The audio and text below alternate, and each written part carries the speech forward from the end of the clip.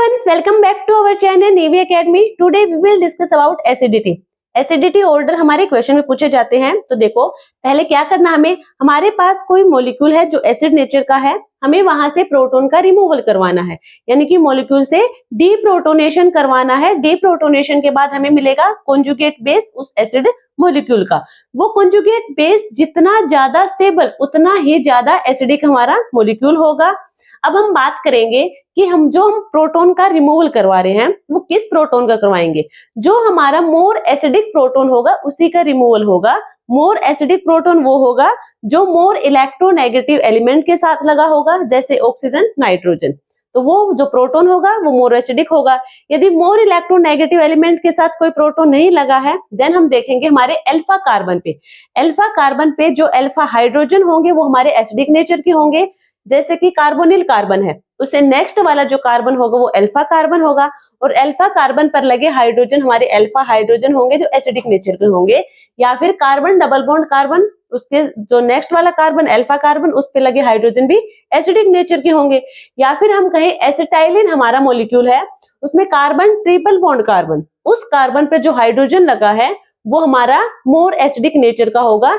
इन्हीं प्रोटॉन का हम करवाएंगे रिमूवल यहाँ से।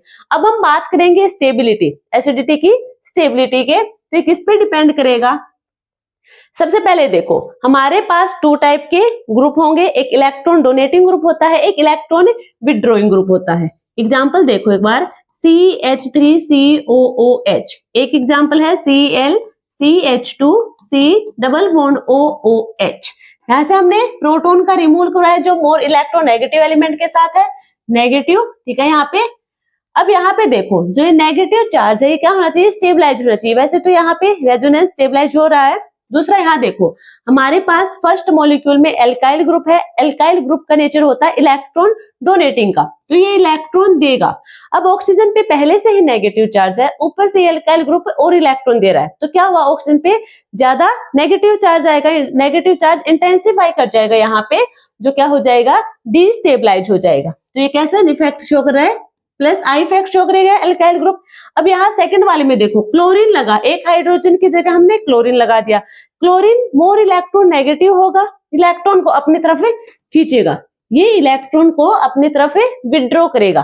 तो इस नेगेटिव चार्ज को क्या कर रहा है? ओवरकम कर रहा है। तो क्या हो जाएगा? नेगेटिव चार्ज यहाँ पे स्टेबल हो रहा है, यहाँ पे स्टेबल हो रहा है। तो हम कहेंगे कि इसकी एसिडिटी ज्यादा होगी क्योंकि इसका कॉन्जुगेट बेस पे जो नेगेटिव चार्ज है वो स्टेबलाइज कर रहा है इलेक्ट्रॉन विड्रॉइंग ग्रुप। तो